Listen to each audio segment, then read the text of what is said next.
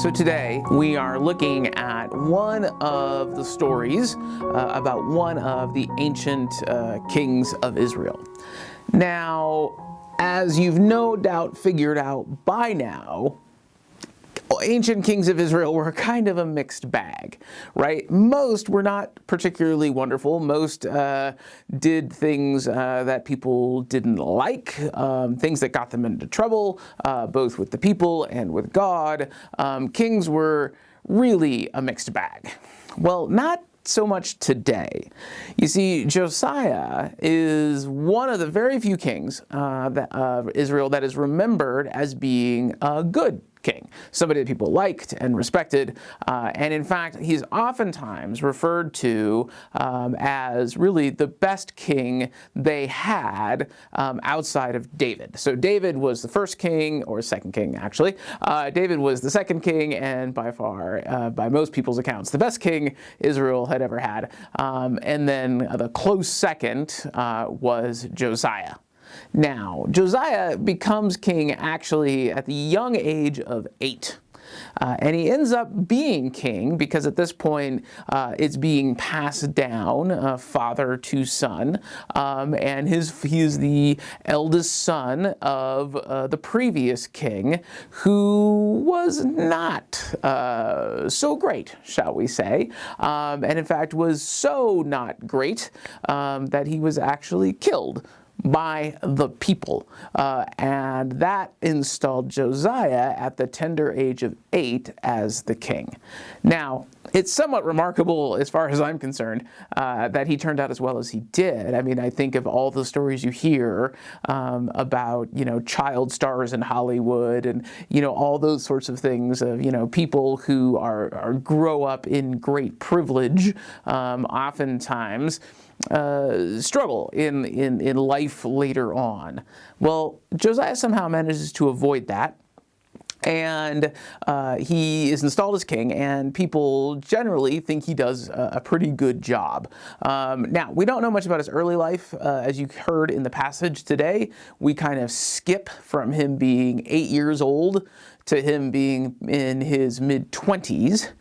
He's been king for a while. He has no doubt advisors and stuff around him. And he gets this idea. He's the king of this land, and one of the defining features of them and their community and their religious practice is the temple. At this point, Solomon's temple, one of the original temple built, is been around for a good long time, a couple hundred years at this point, and is starting to show its age, and has been neglected, and was really neglected by Josiah's father and the previous kings. So Josiah decides to take on a little bit of a building campaign, and he wants to freshen the place up and kind of get it back up to snuff, and he looks around and realizes that a lot of the money that they have been collecting in the form of temple taxes, so they were kind of like, there were, temple taxes that people paid, was just being stored. And it was, at this point, there aren't any banks and there aren't any credit cards or anything like that. So if you have money, if you have wealth, if you've been collecting things, then all that stuff is like physically living somewhere. So there's this physical room, the treasury of the kingdom, where all of this, gold and probably silver and other, precious things are being held. Whatever people used to pay their temple tax that wasn't, basically something alive. If you gave something alive, then you couldn't just, throw that in a room and ignore it. But all the other stuff. So it's there, and Josiah decides to use that to fund his kind of capital improvement projects, and really try to bring about, kind of spiffy up the place. A little more than that, I'm sure, but so that's what they're doing, and so he decides to kind of rejuvenate the temple and kind of bring it back to its former glory. And while they're doing that is when they find this book. Now, the scripture that we read called it the Book of the Law, and that's not particularly specific. There were several books of law at the time, and this course is all happening about 800 BC, so 800 years before Christ. And also what that means at that time and place was the thing that we would come to know as the Old Testament, the thing we read this story out of. That doesn't, that wouldn't really become known as the Old Testament until about 1,000 years later. At this point, there are a bunch of important writings running around, but frankly, not everything that we know as the Old Testament has happened yet or been written yet. And a lot that has been exists, but it hasn't been put together in a cohesive way. That's actually one of the other projects Josiah will take on, is building out, kind of compiling together a lot of texts into something that would kind of become, eventually several hundred years later, what we would know as the Hebrew Bible, and eventually later know as the Old Testament. So Josiah finds this book of the law. Now, that word choice is important, because the book of the law, that what we read as the book of the law, obviously has a Hebrew, was originally written in Hebrew. That Hebrew phrase, the book of the law, shows up somewhere else. And where it shows up is in the book of Joshua. And it shows up at this moment when Moses is passing leadership from himself to Joshua. And part of that passing of leadership from Moses to Joshua that happens right in the first chapter of the book of Joshua is Moses giving Joshua the book of the law, same exact words. So what we kind of intuit from this, and what scholars have sort of taken from this, is that something, whatever this thing is they found, has something to do with the book of the law of Moses. Now, for the longest time, we thought maybe it was just the book of Deuteronomy. Now, it may have been all of the book of Deuteronomy, might have been some of the book of Deuteronomy. We're not at this point entirely certain, because frankly it was 2,800 years ago and none of us were around. But the most important thing is to recognize that Josiah gets into his possession a book that, at least in living memory for anybody around at the time, hadn't really been known about. But as he reads it, he's learning something from it, and it feels authoritative, and it feels of God. And he feels like, oh my gosh, here's this important thing. Here's this thing that helps us understand who we are in a way that previously maybe we didn't quite understand, right? That helps us understand who we are as God's people, understand what the expectations are. And he gets, on one hand, kind of excited about it. He's like, oh my gosh, look at this thing that we have that helps us know who we are as a people, but then really concerned, because what he reads about who they're supposed to be isn't who he sees when he looks around. When he looks around the kingdom that he's inherited and the people that are looking to him and that he is to rule over, he's like, this thing that I see around me doesn't look like this thing that this book tells us we're supposed to be. I think in life, this happens to us. Maybe not as in profound a way, by any means, but I think in life, we occasionally run across those things that remind us of who it is we are, or who it is that maybe we wanted to be, or who it is that maybe we thought we were, but we're not sure we're that person anymore. Now, in my life, in my adult life, I've had to move a lot, which means a lot of things kind of get shed, every time you move. And you have to reevaluate all the things you put into a box, and you go, is this really worth putting into a box? Did it ever come out of the box at the last house that I want to put it in a box and move it to the new one? And so over time you shed stuff. And I think, I am not the most sentimental person. So a lot of my things from my childhood or from the past or whatever, unless they were crucially important, you kind of end up shedding those things along the way, until I think at this point I've got basically one kind of Rubbermaid tote full of things that I just can't manage to get rid of and figure, well, that's a small enough container that they can just, live in there. And that's true of most things, except for a couple of things. And interestingly for me, those things also tend to be books. So one of them is this. And I'm sure you have one of these around your house somewhere. And this is, of course, the class of 1996 yearbook from Custer County District High School. Now, I am not going to show you my picture from this yearbook because I don't want to, so I don't have to. But this is one of those things that tends to move, that has moved with us from house to house to house to house, spends 99.999% of its life ignored on a shelf. But every once in a while, when we're trying to remember a name or think about a story from those days or whatever, it comes off the shelf and we try to look for the person we're wondering about or look for the piece of information we need. And whenever that happens, you can't ever just like put it back on the shelf. Or maybe you can, but that means you're a better person than I am. I can't.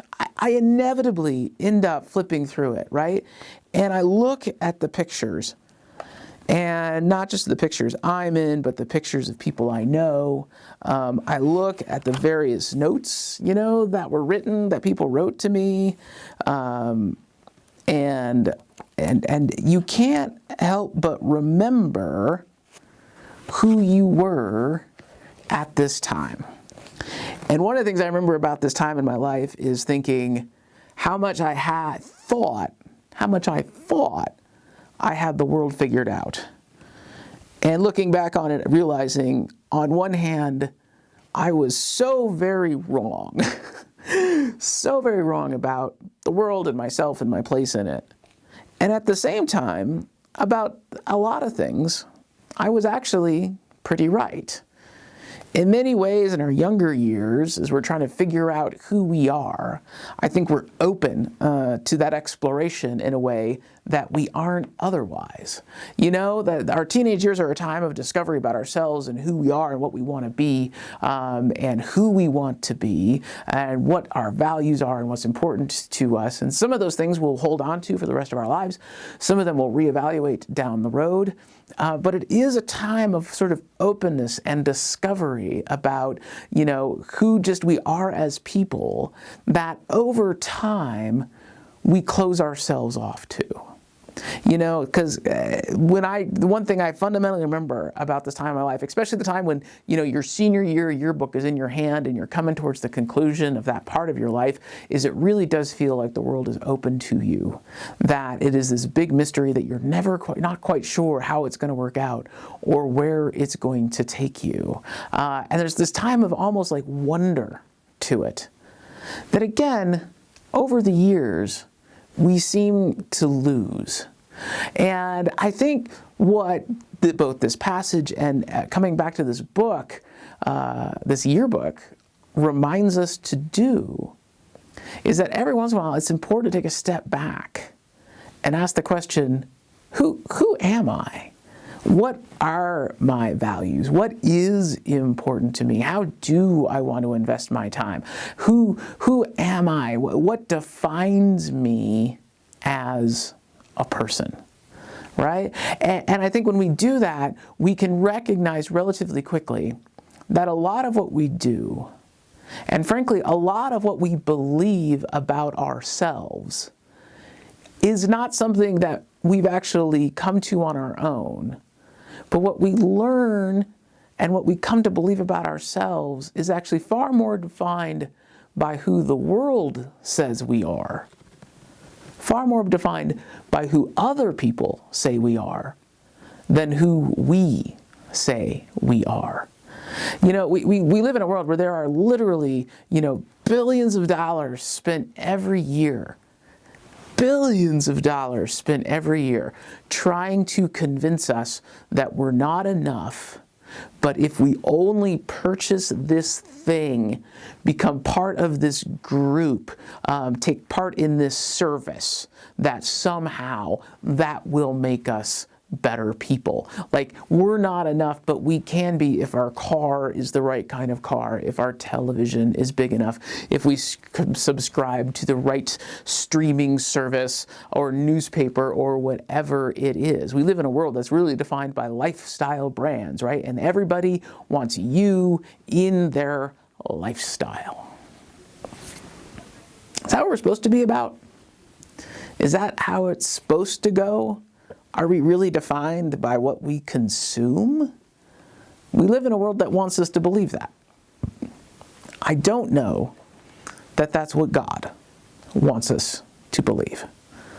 I don't think God wanted Josiah and Josiah's people to believe that either. I think God wanted them to believe something different, that they were on this earth for something different.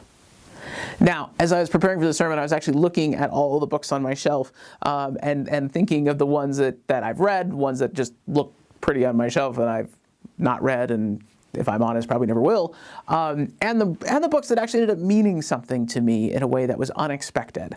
And so the other one that came, that is just literally just scanning along the bottom rung of my bookshelves of books, was this one. And it's a book by Kevin Bales, and it's called Disposable People. Now, Kevin Bales is a professor. He's a PhD. He's a Quaker, which is, cool. And early in his academic career, he stumbled upon this notion that this reality that while most of us living for him then in like the late 20th century and us now living in the 21st century want to believe that things like slavery are in the past. Kevin, very early in his research and in his time as an academic, discovered that really wasn't true. That there really actually was a new modern incarnation of what can be called nothing less than slavery that still exists in the world today. And in fact drives a lot of the economy for a lot of the cheap goods that we all get to take advantage of. And he began this investigation of it in a very kind of serious academic sort of way. And before this point, there had been stories and people had run across isolated incidents, but nobody had really actually studied it.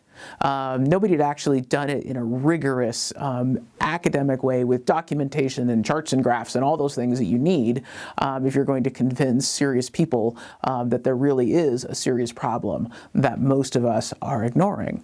And so Kevin took on that task, and the process of doing that led him to some incredibly hard and difficult places, having to confront challenging things that most of us would probably rather just avoid and ignore. And I read this article about him in this interview that he did, and they talked about asking him, like, how do you stay strong? Like, how do you do this work where you have to encounter on a regular basis really the worst that one person can do to another, or the worst that a group of people can do to another group of people. And he talked about the importance of his faith in that, and his roots as a Quaker. And the Quakers have long since, are long-standing abolitionists, long since worked for the abolition of slavery in all of its forms. And he said, as a Quaker, we also tend to take the long view, right? We know this stuff takes time, so we do our piece of it. And it was really profound. And as I was reading that article, the interview about him, I remember the first time I encountered this book. And it was very early in my time in seminary when I wasn't sure, frankly, even what I was doing there. I wasn't sure I had made the right choice. I wasn't sure that this whole thing was going to work out, and maybe I should actually go back to software. And I don't know. It was a very uncertain time for me. And I remember reading this book and reading Kevin's work and being inspired by it. That there are problems, there are challenges that surround us. And and they can feel overwhelming.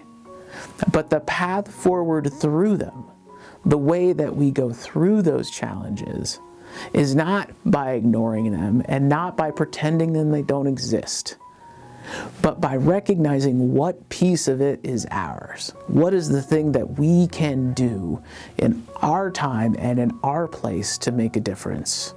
And then holding fast to our faith that there is a God of the whole universe, and that the God of the whole universe is working hard through all of us to bring about God's kingdom, which has to be about, amongst many other things, the kind of justice and mercy we all want to see. Josiah is looking around and saying and recognizing that his kingdom and his world is not the way that it's supposed to be. He's not quite sure what it does need to look like, but he knows that what isn't right. And then this book drops in his lap, and he's reminded who he is. He's reminded who his people are. They are the people of the book of the law, meaning they are the people of Moses. They are the people that God loved so much that God intervened on their behalf to get them out of slavery in Egypt and into a better place. And it was their job now, as inheritors of that, to care for that better place that God gave them. We are all God's children, whether we want to be or not, whether we want to acknowledge it or not. We are part of this community of faith together, where we get to come together with friends and family, new and old, and find support and care and love one another, not just because it's a good thing to do, though it is a good thing to do, because it is the thing we do. We love God, we love neighbor, and we love ourselves. That's not new. That is the project that God has been about with God's people from the very beginning. Josiah got a kind of painful, anxiety-inducing reminder of who he was and who his people were supposed to be. Oftentimes, I think we avoid looking back and we avoid hard situations because we don't necessarily want to be challenged in the way that we know it might challenge us. And yet, deep down inside, at the core of who we are God's people. We are God's hands and feet. We are the ones Christ came to earth to save. The ones Christ came to show a better way to live.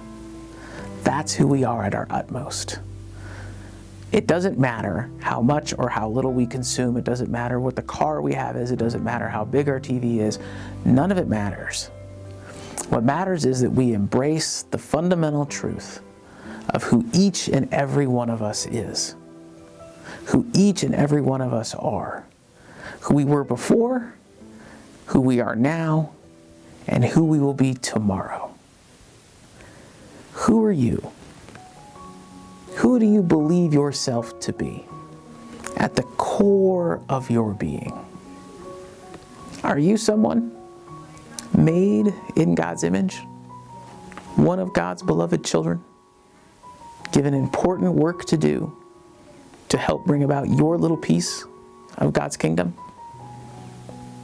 I believe you are, because I believe we all are. So if we're going to ask ourselves that question, if we're going to live as a certain kind of people, let us live as that kind of people. Amen.